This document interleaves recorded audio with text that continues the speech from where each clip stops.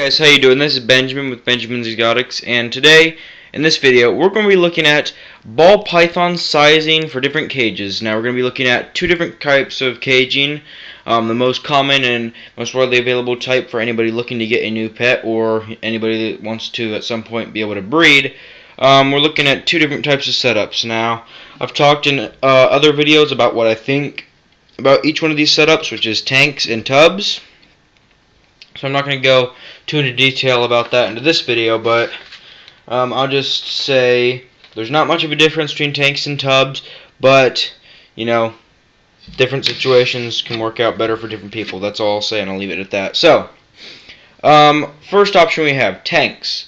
This is probably the most widely used option. I know most of the people that contact me or send me an email or comment on a video, most of the people like that are going to be ones using tanks. Not most of those guys use, tubs. Now, some of them do, just keep a tub under their bed with a heat pad or something like that for their ball python or whatever, but most of them don't. Most of the people you're going to be looking at tanks. So, there's basically two sizes that we do when we look at tanks. I don't really touch and mess with 40 gallons too much, but I'll tell you really quickly why in a second. But with tanks, I'll explain this in a little bit more depth, what I'm about to say. So, with tanks, you're going to have to supplement a little bit more, of course, for the humidity and making sure the snake feels safe so it'll eat and all those requirements and stuff. But some people, I always recommend to start your ball python baby off in a 10-gallon, but some people will say, well, they don't want to go out and spend the extra money, so they just say, can we just go ahead and have the snake be in a 20-gallon for, since when it's a baby, so we don't have to go through the stress of the change from a 10-gallon to a 20-gallon, and they'll have it for their whole life, and so they don't have to have multiple cages if they're only going to have like one snake. And can you do that? Yes and no. Here, I'll address both of those. I say no because if you think you're going to set them up the same way you'd set up a 10-gallon with just a hide, bedding, and water bowl, like a simple setup like we got in here with this ball python, just a hide or two, and water bowl and substrate, and then light. If you think you're going to set it up the same exact way with the 20-gallon and have success, 9 out of 10 times you're going to be wrong.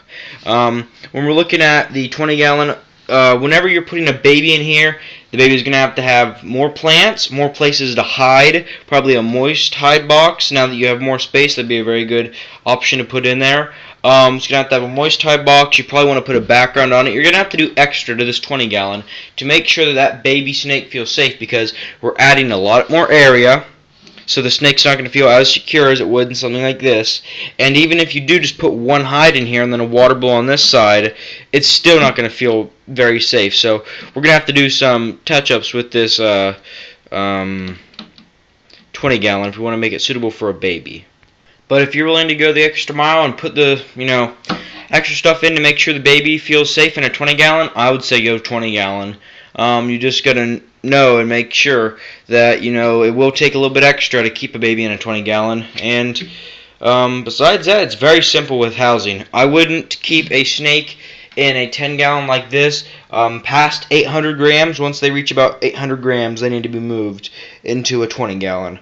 900 grams max. I have some snakes that are over 900 grams, but they stay in 10 gallons because when I put them in 20 gallons, they won't eat because they get stressed out. So, besides that, it's actually very easy. Now, if you ever had a snake that got really huge, like a 4,000 gram ball python, then this might be a little bit too small. But as long as you're doing a minimalistic setup, meaning bedding, hide, and water dish, a 20-gallon tank should be perfect to house basically any size of ball python you're ever going to have. Now, like I said, if it gets like 4,000 grams, you will have to go to something like a 40-gallon, but that basically never happens. So, 20-gallon and 10-gallon, these are two great options for going, getting your first ball python. I wouldn't recommend going anywhere smaller than a 10-gallon if you are going to go the tank route, just because, from what I've seen, it's very hard to heat a smaller tank like a 5 or, I would never do a 2.5-gallon, but like a 5-gallon. They're very hard to heat if you're trying to use a light. A little bit easier with heat pads, but they don't really make heat pads that small, so you'd have to make your own. and I don't really see any reason to go any smaller than a 10 gallon. So I would never go smaller than a 10 gallon. When you're looking at that, you're gonna have problems most likely if you do. So for me, I started at 10 gallon and then I moved up to a 20 gallon. But if you want to probably have the best success in terms of moving your snake back and forth, I would just start them out in a 20 gallon. But no, you're gonna have to do some extra work, meaning extra plants, extra. They can be fake plants, of course, but extra plants, extra hides, and probably a background to make sure that snake is going to feel safe and that's going to eat good for you. Now, these are the two, tanks are the option that most people use, but now let's look at a little bit different of an option, and we're going to be looking at tubs. Okay, now that we're looking at tubs, we have a few more options, because when we're looking at tanks, like fish tanks and stuff like that, tanks really only come in a few sizes that are really good for ball pythons, specifically 10 and 20 gallons, maybe 40. But when we're looking at tubs, because there's so many different companies that make so many different designs, styles, sizes, etc., etc., we have many more options when we're looking at our tubs. So here is the first option we're going to look at. This is a very small container. This is probably like a 6-quart Sterilite container or something close to that. And this is great if you're like breeding ball pythons, because what I would recommend if you're just going to be keeping a baby ball python is start them out in something like this, wait till they get about 600 to 700 grams, and then move them from this to that, which is a 41-quart Sterilite tub. Now, the only problem with this is that it takes up significantly more space than a smaller, tub like this, with height and with floor space. So for anybody that's breeding and are only going to be keeping the snakes, 3 or 4 months max, and then they're going to be sold or rehomed, whatever you guys are doing, I would look at something like this, because this is going to be fine for the babies. It's a perfect size for them, but I would not, if you're just raising one baby up, like a holdback or something, I would not keep it in this, because every time you switch them from tubs, you have a chance of them going off feed and stuff like that. So if I was just raising up a baby, I would look at going just with the 16-quart Sterilite tub or something like this size, or it could be a little bit bigger than this, but the good thing about these is let's say you're raising up 20 babies. You want to be able to, it's much easier to care for, clean, and inspect 20 of these than 20 of these. Takes up less space, less heat needed, less maintenance, less everything. So it's easier to care for. So these are great for raising babies up if you're going to be selling them, or if you have a bunch of babies and you just are not going to be keeping them that long. But if you're looking at having like a pet, I would go a little bit bigger than that. Just because every time you switch from tub to tub, you are taking a chance of that snake going off food, and we want our snakes to eat as much and as good as possible. So we're going to be looking at something like this for a beginner baby. It'll hold the baby till they're about 600 to 700 grams, so that'd be sitting probably right about here. And it's a great tub. It's got some height, so if they want to, they can go up a little bit. It's almost as tall, or actually it is a little bit taller than the 41 quart. Very easy tub to clean, very economical, great tub, or things like this. Now, when we do something like this, we only have to have 2 tub switches, from something like this to something like that. It's very simple. So if you're only going to be keeping, as I've said, 1 or 2 babies, and you don't, have a bunch that you're trying to save on cost and heat and stuff, this is a great option to go for. And then after we're going to look at that, this is a tub that's basically going to house any adult ball python. It's bigger than a I can get this bedding out a little bit more. This is bigger than something like a 20 gallon in floor space. Not as tall, of course, but this is just going to be an absolutely perfect setup for any adult ball python. Now, some people might ask, could you also take a baby and put it in something like this?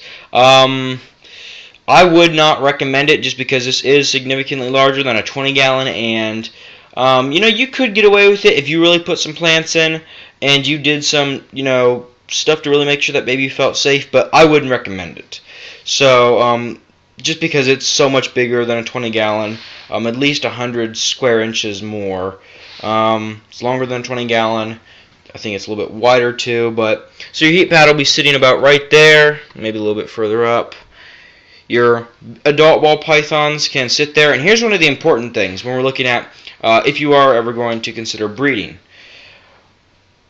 When you're breeding, or if you're keeping adult snakes that you want to at some point breed, you really need to have this. And this is, we'll talk about something really quickly with tanks. This is a heat gradient, right? When we're keeping babies in smaller tubs, you know, they're not going to have as much of a heat gradient, or even a tub like that. They're going to have a heat gradient a little bit, which is basically the differentiation from hot to cold. So if they're sitting over here and for some whatever reason they feel that they want to get really cold, or they want to get about room temperature 70 degrees, they can move to this side and hug the water bowl. And if they're trying to keep their eggs or whatever warm, they're going to stay on that side, right? Babies don't really need to do that as much, so you can, you know, keep babies in smaller tubs that don't have as much of a variation. But when we're looking at the heat gradient, it is key in most cases to breeding. Going two ways. With males, it's they have to keep their sperm at the right temperature, because if it gets too hot, especially, it'll die. And you will have, you know, crap clutches, as well as lots of slugs. If, you know, the male cannot have a good heat gradient to keep their sperm at a good temperature, so they're not going to, you know, have that die, not be able to father any clutches. With your females, even more important than the males in my opinion. Males can take a little bit of temperature change, but females, they really need that heat gradient. When they're eggs and they know their eggs need to be warm, if they're developing, they're going to hug that hot spot. They're going to sit over here and just hug the ground as much as they can, under the paper towel or newspaper if you have it, under the substrate, and get as warm as they can. And then sometimes once they've started developing eggs, they'll go to the cold side because they don't want those eggs overheating. And, you know, the females kind of already have a little, you know, motherly sense, I guess, so they know when their eggs need to get warmer or cooler. But it's just simple as that. Just make sure you have a good heat gradient. And with this tub like this, or something similar to this, you're going to be fine. Even if the snake's 3,000 grams, it's going to be a fine setup for those. Right? I hope you guys enjoyed this video. As I said, let me actually just give you a few numbers. So anything below 4,000 grams, which can be basically 99% of all ball pythons, actually over 99%, are going to go in a tub like this as adults, a 41 quart. Anything that's about 600, 700 grams can go in something like this until it needs to be moved to that. And you could always, also babies, when I'm saying this, when I'm saying the numbers, that's the max, the biggest they should be in a tank like this. They can always be smaller than the weights I'm recommending. And then if you are keeping babies because you're going to be selling them, or you just want to save on some space for the meantime, you can go something like this. I would not have the babies go over about 300 grams though, because after that it's going to get really cramped, and they're really not going to have a heat gradient then, right? Hope you guys enjoyed this video. If you have any comments or questions, please leave it down in the comments, of course. And if you like this video, or if you think I should do more videos like this, please give it a like. And this channel isn't going anywhere. If you actually watched until the end of this video, congratulations. I hope you take all this information for your ball pythons and implement it correctly. And you know, if I was you, I would subscribe to this channel. We upload every week, and hopefully we have lots of good information for you and to keep you and your ball pythons or whatever kind of species of reptile happy. So as I probably said 4 times already, hope you guys enjoyed this video. Jesus, that was a little bit of a stutter. Hope you guys enjoyed this video. Thank you very much for watching, and I'll see you guys later.